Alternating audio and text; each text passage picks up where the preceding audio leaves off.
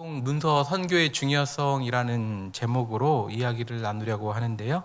이 내용은 담임 목사님께서 평소에 워낙 많이 강조를 하셨기 때문에 우리 교회 다니시는 성도님이시라면 누구나 이 시대의 방송 문서 선교가 너무나 중요하다라는 것을 다 알고 계실 거다라고 생각합니다. 모르는 분 없으실 거다 생각하는데요.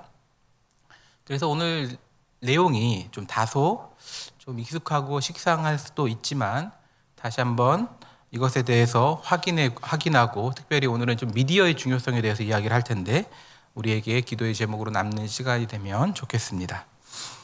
오늘 우리가 읽은 말씀 마태복음 28장 18절에서 20절 말씀은요, 예수님께서 이 세상에 오셔서 복음을 전하시고 또 하늘로 올라가시면서 사랑하시는 그의 제자들에게 남겨주신 말씀이시죠.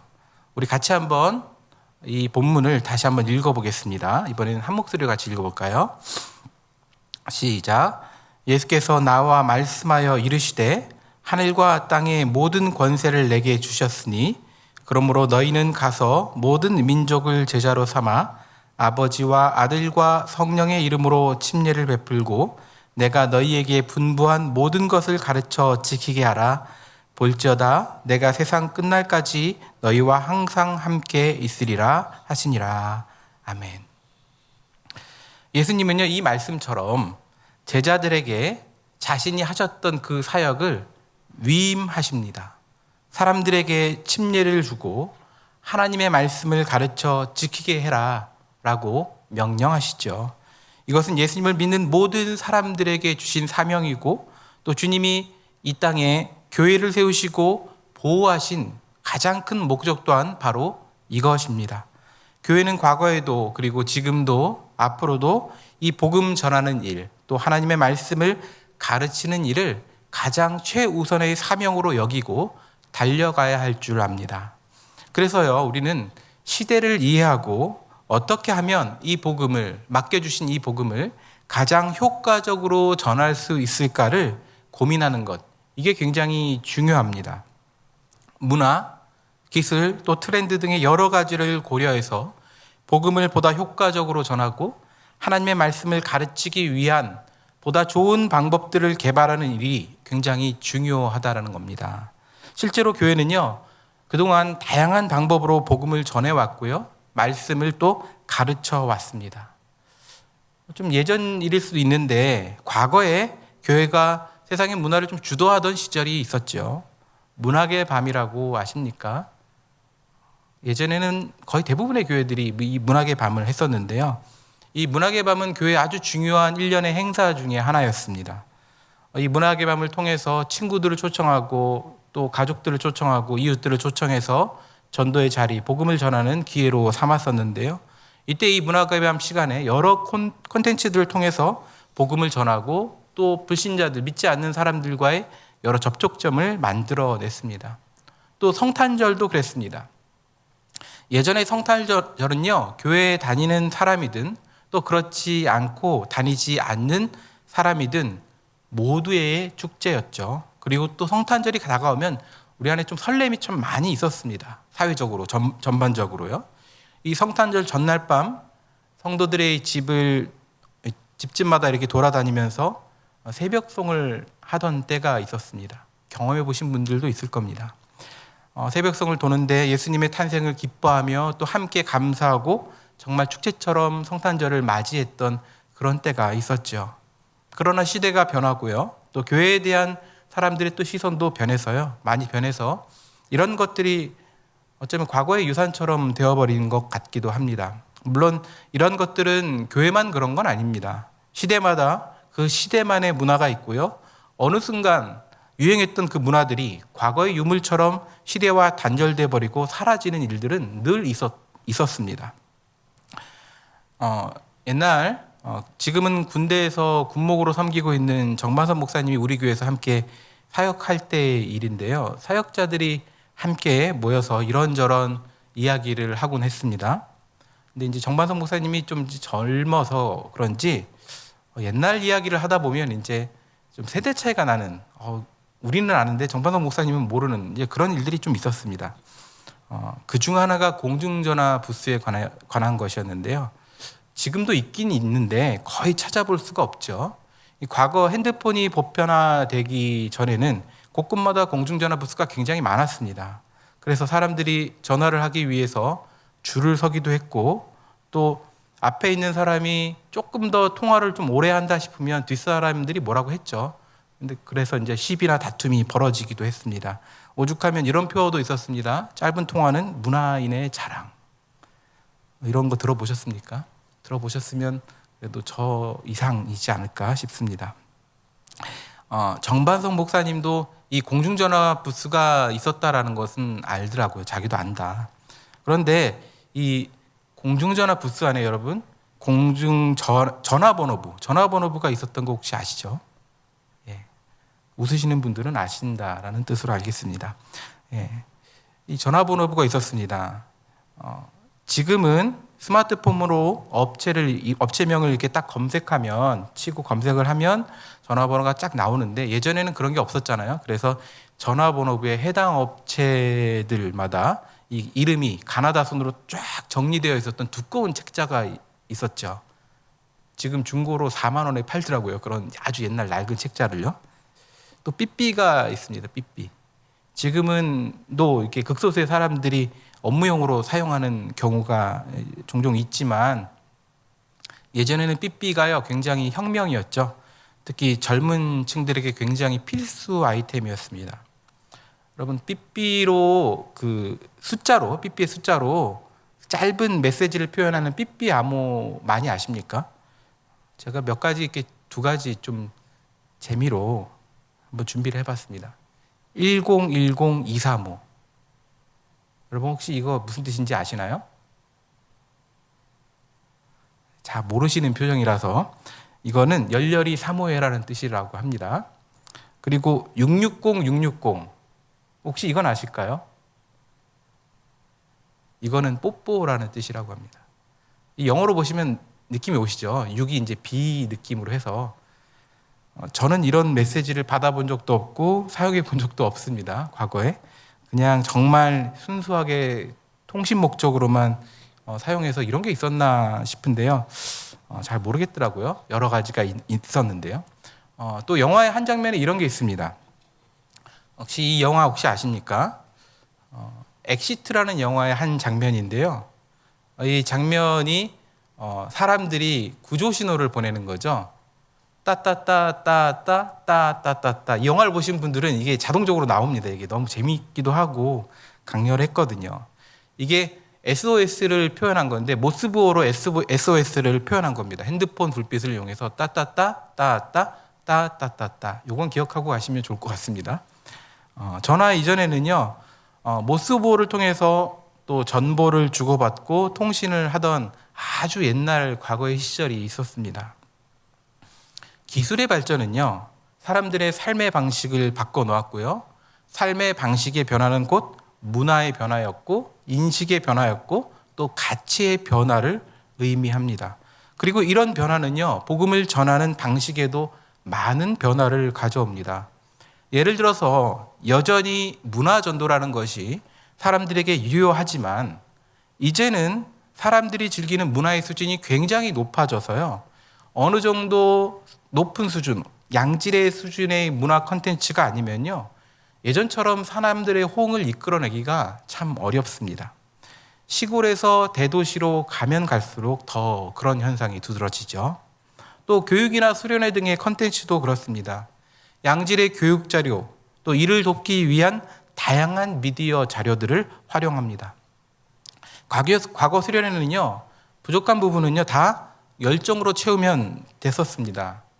그런데 지금 그렇게 열정으로 다 모든 걸 부족한 부분 채우자 이러면요, 불만이 그냥 첫날부터 폭주합니다.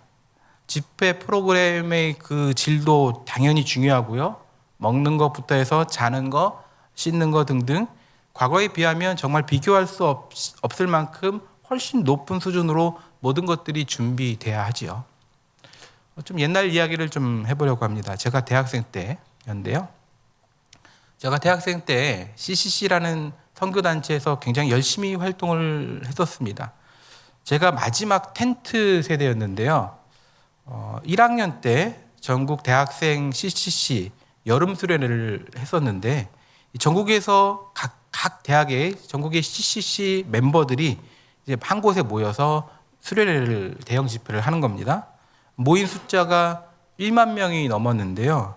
1만 명이 넘는 사람들이 텐트를 짊어지고 와가지고 텐트를 치는 자리가 있었긴 했지만 텐트를 치고 3박 4일간의 수련회를 이제 진행을 하는 겁니다. 얼마나 많이 불편했을까요? 1만 명이 넘은 사람들이 텐트를 치고 한 곳에 모여서 수련회를 한다.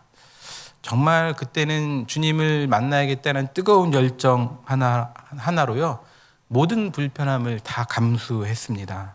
장대비가 막 쏟아지는데도요. 하나 불평 안 들고요. 비를 맞으면서 막 찬양을 하고 또 그 강사 목사님이 전하는 그 말씀을 정말 귀 기울여 열심히 들었고요. 또 텐트에 이렇게 그날 제가 갔을 때 비가 굉장히 많이 왔었거든요. 그래서 배수로에서 물이 넘치고 다 난리가 났었는데 비가 하도 많이 오니까 이제 텐트에 물이 이렇게 스며드는 거예요. 스며들어서 물이 똑똑 텐트 안으로 떨어집니다. 잠을 잘 수가 없잖아요. 근데 마침 제가 2인용 텐트를 썼는데 저랑 같이 자던 친구가 CCC에 이제 온 지 얼마 안 된 마치 태신자와 같은 친구였어요. 어떻게 합니까? 물을 밤새도록 새벽 밤새도록 그 흐르는 물이 이렇게 고일 정도면 되면 이제 수건으로 닦아내고 그랬던 게 생각이 납니다. 그렇게 잠을 못 자도 괜찮았고요. 또 사람이 정말 많으니까 씻을 공간이 부족했어요. 그래서 특히 남자들은 샤워는 꿈도 꾸지 못했습니다. 그래도 괜찮았습니다. 그리고 또 3박 4일간 수련회가 끝나면요. 이 각지로 흩어져서 이제 지역을 할당해주고 이제 거지전도 여행을 이제 자원하는 사람마다 보냈거든요. 근데 진짜 그 3박 4일 동안 이제 제대로 못 씻고 그때가 되면 그냥 몰골이 거지가 됩니다. 그래서 이제 거지처럼 진짜 전도 여행을 가는데 그래도 감사했습니다. 근데 그 이후의 시대부터는 제가 1학년 말고 그 이후에는 이제 대형 콘도를 빌려가지고 이제 수련회를 진행했는데요. 그때 텐트 시절의 그 낭만은요, 경험한 사람들은 다 이 모험담처럼 이야기하고 또 가슴에 좀 깊이 남아 있습니다. 복음을 전하고 말씀을 가르치는 것도 상황은 비슷합니다. 과거에는 정보의 양과 질에 집중하는 프로그램들이 굉장히 많았습니다. 양질의 정보를 얻는 것도 쉽지 않았고요. 또 정보를 얻을 수 있는 통로 자체가 굉장히 좁았습니다. 그러나 기술의 발달은요, 정보의 접근성을 굉장히 높여주었고, 지금은 인터넷을 통해서 정보를 직접 선택할 수 있고, 또 구매할 수 있는 시대가 되었죠. 그래서 과거에도 그랬지만, 지금은 정보 자체의 중요성보다 어떻게 정보를 전달할 것인가, 즉, 미디어가 훨씬 더 중요한 시대가 되었다라는 겁니다. 이와 관련해서 좀 몇 가지 그 용어의 개념들을 좀 정리해보고 넘어가겠습니다. 먼저 데이터와 정보입니다. 사람들은 데이터와 정보를 좀 혼용하는 경우가 있습니다. 그런데 이 데이터와 정보는 전혀 다른 용어입니다. 데이터는요, 관찰하거나 측정해서 수집해서 얻은 값이나 또 사실을 이 자료, 데이터라고 이야기하는데요. 그리고 정보는 그 데이터의 목적성 혹은 욕구 혹은 의미가 더해진 것을 정보다라고 이야기합니다. 이렇게 이야기하면 잘 모르실 것 같아서 예를 들어서 이런 겁니다. 여러분 눈앞에 오렌지 100개가 있다고 한번 생각해 보시기 바랍니다. 그러면 각각의 오렌지가 그냥 이렇게 놓여져 있을 때는 그냥 그건 단순한 자료, 데이터에 불과합니다. 그런데 여기에 이제 목적성이 더해지는 겁니다. 여러분이 그 오렌지를 구매해서 먹으려고 한다. 혹은 뭐 그 오렌지를 구매해서 누군가에게 선물을 주려고 하는 그런 목적성이 이제 추가가 되면요. 이 각각 그냥 100개로 놓여져 있던 그 오렌지가, 데이터가 구매 여부를 결정하는 중요한 정보가 되는 것이죠. 오렌지의 색깔도 봐야 되고요. 당도도 봐야 되고, 모양도 봐야 되고, 신선도 등 여러 가지 데이터들이 정보가 되는 겁니다. 좀 이해되셨나요?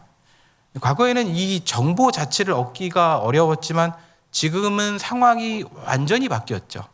예를 들어서 성경은 정보일까요? 아니면 데이터일까요? 성경이요. 우리가 보는 성경. 성경은 엄밀히 말해서 무조건 100% 데이터라고 이야기하기는 어렵지만 성경 자체는 데이터에 좀 가깝습니다. 성경을 해석하고 성경에 기록된 데이터를 가지고 의미를 추출하는 과정을 통해서 성경은 정보가 되는 것이거든요. 이 종교개혁 이전의 중세 시대에는 이 성경이 사제들의 전유물이었죠. 그러다 인쇄술의 발달과 또 종교개혁으로 성경이 사람들에게 이제 보편화되고 대중화되면서 많은 사람들이 성경을 통해서 어느 정도의 정보를 얻을 수 있게 되었습니다.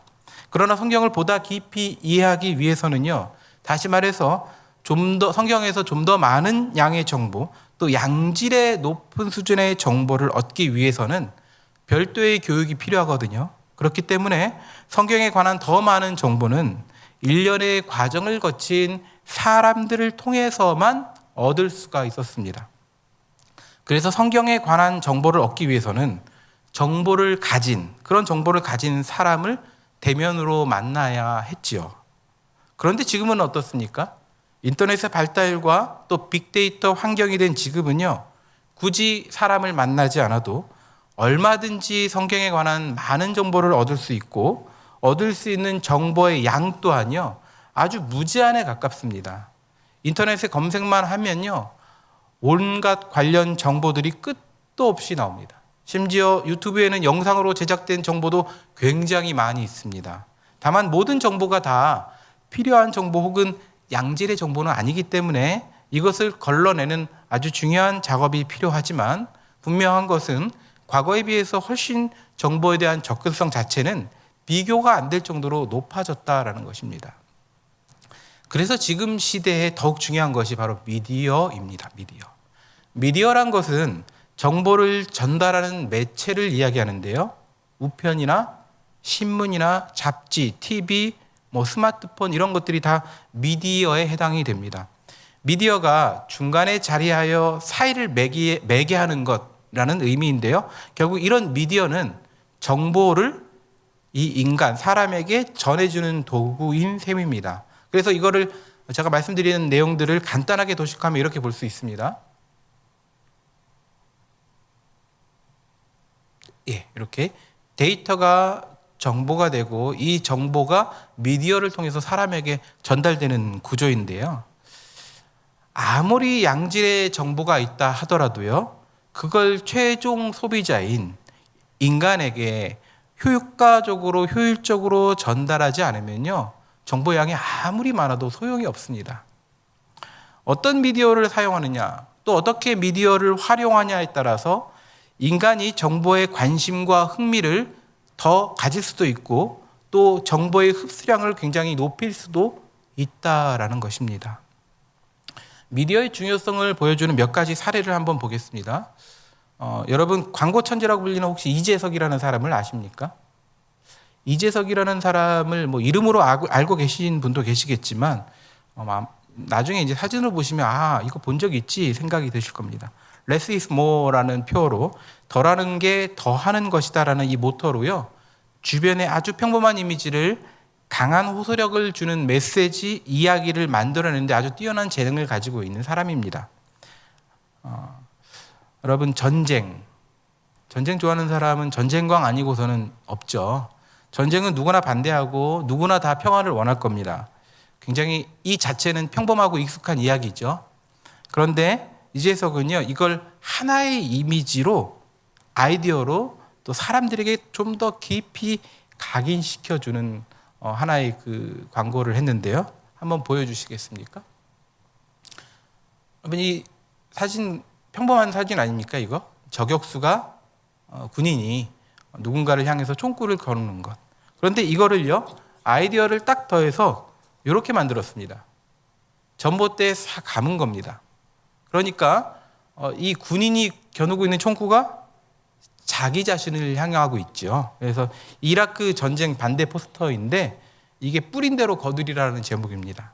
이건 딱 보면 누가 봐도 쉽게 이해할 수 있고 전쟁 그래 많은 것을 생각하게 하는 이 짧은 요 하나에 하는 아이디어이죠.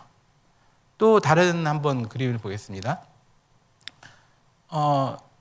옥상에 있는 물탱크를 이용해서 벽면과 물탱크를 이용해서 광고한 건데요. 이 광고가 이겁니다. 이 물탱크에 들어있는 물이라면 한 마을이 마시고도 충분합니다. 물이 참 중요합니다. 물을 아껴 써야 합니다. 막 그런 이야기들은 우리가 너무 익숙하게 들어서 알고 있지만 이 광고 하나가 굉장히 더 호소력이 있지 않습니까? 너무나 기발합니다. 이 많은 정보를 왜 물을 아껴야 되고 물이 얼마나 소중하고 뭐 이런 것들을 많은 정보를 전달하는 것보다 이런 기발한 한 광고가 사람들의 발걸음을 딱 멈추게 하고 시선이 머물게 하고 공감을 불러일으키고 또 생각하게 만들죠. 그래서 오늘날은 정보의 싸움이 아니라 미디어 싸움의 시대다라고도 볼 수가 있습니다. 같은 정보라도 미디어의 활용 여부에 따라서 그 효과는 너무나 크게 달라지기 때문인데요. 흔히 사람들이 LG와 삼성 이게 뭐 썰이기도 하면서도 또 많은 사람들이 그렇게 이야기합니다. LG와 삼성을 비교할 때도 이런 말을 하죠. 기술의 혁신은 항상 LG가 앞서가는데 실제로 LG가 정말 그 혁신적인 기술들을 많이 만들어냈거든요. 근데 기술의 혁신은 항상 LG가 삼성보다 앞서갔는데 이 광고에서 삼성이 LG보다 앞선다. 광고에서 앞서니까 결국 사람들의 마음속에는 누가 남습니까? 삼성이 남고요. 그것이 기술의 혁신을 제치고 구매로 이어지게 한다라는 겁니다. 이 통계적인 수치로 정확하게 증명된 바는 없지만 사람들이 다 그렇게 이야기하죠. 특히 오늘날 기술의 발달은요, 미디어 관련 기술을 굉장히 크게 발전시켰고 주요 미디어의 트렌드 또한 많이 바뀌었습니다. 관련 통계를 몇 가지 보면서 설명을 드리겠습니다. 사람들에게 필수 매체가 무엇이냐라고 이렇게 질문 설문조사를 통해서 얻은 결과인데요. 2016년부터 20년까지의 자료입니다. 보시면 작아서 잘 안 보이실 수도 있겠는데 스마트폰은 점점 비중이 높아지고 있습니다. 2020년까지 나와 있는데 2021년에는 스마트폰이 필수 매체다라고 응답하는 비율이 70%까지 올라갑니다. 반면에 TV는 38.6에서 점점 떨어져서 2020년도엔 29.5%로 떨어졌지요. 그리고 저 밑에 있는 것들, 라디오, 심지어 PC나 노트북, 신문조차도 필수 매체는 아니다라고 사람들이 생각한다라는 겁니다. 굉장히 많이 바뀌었죠. 이제는 과거에는 정말 TV가 중요했었는데 이제는 오히려 OTT라는 이 매체가 또 등장하면서 플랫폼이 등장하면서 TV의 입지가 점점 더 좁아지고 있는 상황입니다. 또 다른 통계를 좀 보겠습니다. 매체 이용률입니다. 사람들이 매체를 얼마나만큼 미디어를 이용하느냐 봤더니 TV는 93%, 스마트폰도 93%입니다. 근데 나머지는 그거에 비해서 한참 떨어집니다. 그리고 또 매체 이용 빈도를 보면요. 주 5회 이상 이용하는 그 매체가 뭐냐 봤더니 스마트폰이 가장 높고 그 다음에 TV, 다른 것들은 굉장히 낮은 수준으로 나타납니다. 또 사람들에게 또 이렇게 물었습니다. 필수 매체가 무엇이냐라고 물었을 때 이거 2021년도 통계입니다. 스마트폰이 70%. 그 다음에 TV를 많이 이용하게 하지만 TV도 이제는 필수 매체라고 이제 생각하지 않는다. 이게 코로나 이후로 더 심화된 것 같아요. 그리고 이제 데스크톱, 노트북 뭐 이런 것들은 굉장히 낮고요. 심지어 재난 상황, 아주 긴급 위급 상황이 생기면 예전에는 TV 방송을 통해서 그 정보를 얻고 대비를 했다면 이제는 그 필요 없다. 스마트폰 하나만 있으면 다 해결할 수 있다. 이렇게 사람들이 응답하고 있습니다. 다른 건 다 없어도 스마트폰 하나는 있어야 한다라는 거죠. 이것은요, 이 전 세대에 동일하게 나타나는데 이게 세대가 어리면 어릴수록 나이가 적으면 적을수록 훨씬 더 두드러지게 나타납니다.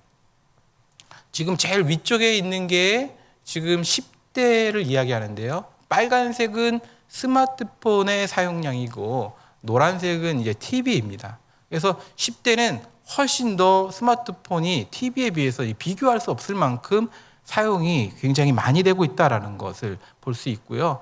나이가 많이 먹을수록 70대에 들어서는 TV를 많이 보긴 하지만 그래도 여전히 스마트폰이 적지 않습니다. 50%로 굉장히 높습니다. 요즘 어르신들 다 사용하실 줄 알거든요. 여러분 이런 상황에서요, 방송, 문서 좀 더 포괄적으로 디지털 미디어의 중요성은요 더욱 커지는 겁니다. 미디어의 트렌드를 이해하고 복음 전도를 위해서 미디어를 적극적으로 활용하고 효과적인 방법을요 개발해야 합니다. 여러분 이걸 잘 활용하는 곳이 있습니다. 어딜까요? 어디가 이걸 잘 활용할까요? 물론 방송국은 당연히 잘 활용하겠죠. 어디가 잘 활용할까요? 바로 이단이 잘 활용합니다. 이단이. 여러분 네이버 아시죠? 네이버 검색창에 집에 가서 해보시면 아십니다. 네이버 검색창에 구원이라고 딱 검색어를 넣고 딱 검색을 하시면요, 이 구원이 굉장히 우리 기독교의 핵심 교리 아닙니까? 네, 이걸 검색해 보면 검색 결과들이 쭉 나와요.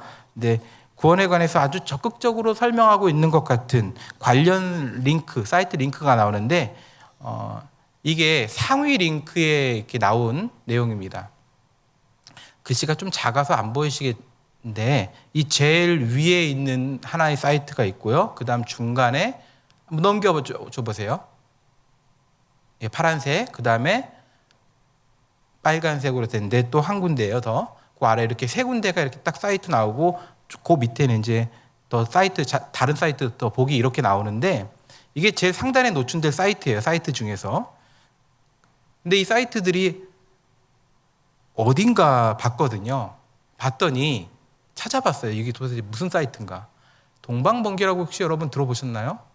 저 솔직히 처음 들었어요. 동방번개는 제가 처음 들었거든요. 그리고 여호와의 증인은 뭐 잘 아시죠? 그리고 밑에도 또 사이트 주소는 다른데 동방번개더라고요. 이게 다 이단으로 정통교단에서 이단이다라고 나온 곳입니다. 글씨가 작아서 잘 안 보이실 수 있는데요. 이 첫 번째 이 파란 부분 사이트에 이 파란 글씨로 이렇게 잘 눈에 띄게 이렇게 설명되어 있어요. 구원이란 무엇인가? 어떻게 해야 하나님의 구원을 받을 수 있는가? 이렇게 나오고요. 두 번째는요. 성경에서는 구원에 관해 무엇이라고 말합니까? 라고 나옵니다. 또 세 번째는 구원이란 새 시대의 구원 이렇게 나옵니다. 여러분 뭐 이상합니까? 아니죠. 이 설명만 보면, 제목만 보면 마치 구원에 대해서 너무나 잘 설명해 줄 수 있을 것 같고 구원에 관한 아주 중요한 핵심 또 간과하고 있는 부분들을 너무나 잘 설명해 줄 것 같은 그런 끌리는 제목으로 이렇게 달아놨습니다. 이름은 생소한 동방번개부터 해서 여호와의 증인, 그리고 다른 사이트 보기 딱 눌러서 또 다른 사이트 쭉 보면요 동방번개 진짜 많았습니다. 그리고 여호와의 증인, 그리고 또 다른 몰몬교도 있고요. 정통교단에 관한 사이트는 저 뒤로 가야지 있더라고요. 여러분 이것만 그런 게 아니죠. 이들은요 적극적으로 미디어를 활용합니다. 신천지 유튜브 채널 구독자가 16만에 육박합니다. 유튜브에도요 보면 온갖 이단들이 올린 영상이 굉장히 많습니다. 그래서 그냥 영상을 보다 보면 그냥 나도 모르게 이단 관련 영상을 보는 경우들이 있어요. 그래서 순수하게 성경에 대해서 알고 싶어서 검색하고 영상을 찾아봤는데 나중에 알고 보니까 이단에서 주장하는 내용을 그냥 맞는 말인 것 같으니까 아무런 제한 없이 받아들이게 되는 그런 일들이 생길 수 있다라는 겁니다. 그런데 참 안타까운 것은 개신교는 이런 좀 미디어의 영향을 과소평가하고 있는 것이 아닌가, 또 활용에 있어서 소극적이고 또 과거의 트렌드에 좀 많이 머무는 경향이 있는 거 아닌가라는 생각을 합니다. 특히 다음 세대와 관련해서 그런데요. 미디어가 중요하다라는 건 누구나 다 부인하지 않는 사실인 것 같습니다. 근데 그런 걸 인식하고 있다고 해도요. 적극적으로 활용하거나 또 미디어를 적극적으로 개발하는 일에는 조금 미온적인 것 같다라는 생각을 합니다. 제가 우리 교회에서 초등부를 맡고 있는데요. 초등학교 아이들 미디어에 가장 민감한 세대 중에 하나거든요. 교회에서 활용하는 미디어, 근데 시대를 따라가기가 참 어렵습니다. 활용할 수 있는 미디어 컨텐츠 자체도 굉장히 적고요. 이 과거의 것을 조금 바꾼 그런 수준에 머물러 있는 경우가 굉장히 많이 있다라는 겁니다. 그런데 교회에서 이걸 사역자 대부분 그 맡고 있는 사역자의 개인 역량에 맡겨버립니다. 그래서 담당 사역자가 이 미디어 관련 능력이 조금 있으면 더 양질의 미디어 자료를 제공하고 활용하고, 혹 그렇지 못한 경우에는 어쩔 수 없는 그런 영역으로 내버려 두는 경우가 많다라는 것입니다. 그런데 여러분, 미디어 사역은요, 그냥 누가 관심이 있어서 조금 배워서 누구나 할 수 있는 그런 것이 아닙니다. 정말 진짜 전문가의 손길이 필요한 영역이고요. 미디어를 위해서 많은 협업과 노력, 또 많은 재원이 필요한 것이 바로 미디어의 영역입니다. 그래서 일부 대형교회에서는요, 미디어 전문가를 고용하고 재원을 투자하지만 대부분의 교회는요, 그렇지 못한 것이 현실입니다. 우리 교회는 이 방송실에 권미태 목사님이 그래도 능력자시거든요. 그래서 우리가 또 많은 혜택을 보고 있는데 많은 교회에서 그렇지 못한 것이 현실이죠. 그래서 아이들의 눈높이에 맞는, 또 시대의 흐름에 뒤처지지 않는 미디어 정보를 얻지 못하고 있다, 활용하지 못하고 있다라는 것이 교회, 한국교회의 현실이다라는 것이죠. 저는요, AI 기술 들어보셨죠?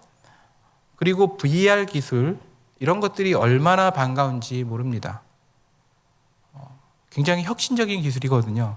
그런 기술이 이제 교육에도 이제 접목시키는 여러 시도들이 있을 거고 이제 앞으로 나올 텐데, 저는 그런 걸 생각해 봅니다. 이런 기술이 교회 교육에 접목이 되면 얼마나 좋을까?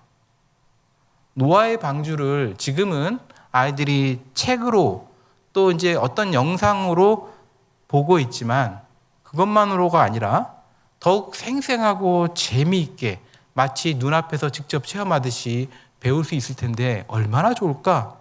그런 생각을 해봅니다. 여러분, 성막 아시죠? 성막에 관한 설명을 들으시면 머릿속에 성막이 막 그려지십니까? 아무리 읽어도요, 이거 성막, 성전 머릿속에 잘 그려지지가 않거든요. 그런데 이 기술을 가지고 쉽게 이걸 이해할 수 있고, 성막이 이런 거구나라는 걸 배울 수 있게 되는 겁니다. 이건 하나의 예지만, 그런데 이런 영역에 대한 투자나 개발이요, 굉장히 너무나 미약합니다. 이런 일들은요, 한 개인이 하기도 어렵고 어떤 한 교회가 감당하기도 참 어려운 일입니다. 그러나 그렇다고 해도 우리에게 분명히 필요한 일이고요. 특별히 우리 다음 세대를 위해서 한국교회가 반드시 적극적으로 투자해야 할 영역이 바로 이 영역이라는 것입니다. 여러분, 우리 교회는요, 방송 문서 선교를 통해서 하나님께서 분명 귀하게 쓰시는 교회입니다. 저는 우리 교회가 이런 일들에 대해서도 더 관심을 가지고 또 함께 기도하는 교회가 되면 좋겠다라는 생각을 합니다. 한국교회가 미디어 전쟁의 시대에 어떻게 하면 복음을 보다 효과적으로 전할 수 있을지 고민하고, 또 관련 전문가를 어떻게 하면 우리가 육성하고 양육할 수 있을지, 만들어낼 수 있을지 깊은 관심을 좀 더 가졌으면 좋겠다 생각을 합니다. 그리고 이걸 위해서 같이 마음을 모아서 기도하면 좋겠습니다. 그래서 방송 문서 선교를 통해서 하나님이 많은 사람들에게 복음을 전하게 하시고, 또 영혼을 구원해서 제자 삼아 하나님을 따르는 또 다른 사람을 세우는 그 사역에 더욱 귀하게 쓰임받는 우리 교회, 또 많은 이 땅의 한국교회가 될 수 있기를 같이 힘쓰고 또 같이 기도하기를 주님의 이름으로 축원합니다. 기도하겠습니다. 하나님 아버지, 오늘 방송 문서 선교의 중요성이라는 제목으로 미디어가 얼마나 중요한 것인가에 대해서 잠시 함께 나누었습니다. 하나님, 시대가 많이 또 빠르게 변하고 있고, 시대는 우리에게 변화된 메시지를 요구하는데 교회는 과거의 것에 머무는 경향들이 많이 있습니다. 그래서 특별히 우리 다음 세대들이 이러한 부분에 하나님 정말 부족함을 느끼고 우리 자녀들이 하나님 교회 교육에 있어서 하나님 정말 세상의 것과 많이 비교되는 그러한 일들을 많이 보게 됩니다. 하나님 교회가 하나님 이러한 영역들을 놓치지 않게 도와주시고 하나님 이러한 관련 전문가를 키워내고 또 기도하고 함께 힘을 모아 또 전문가를 양육해내는 것들 하나님 많은 미디어 자료들을 활용하고 만들어내는 일들에 하나님 힘을 쏟을 수 있도록 주님 도와주시옵소서. 그래서 하나님 시대를 읽어내고 맡겨주신 복음을 보다 효과적으로 전하고 하나님 제자 삼는 그 사역을 하나님 온전히 하나님 감당할 수 있도록 하나님 도와주시옵소서. 모든 말씀 예수님의 이름으로 기도드립니다. 아멘.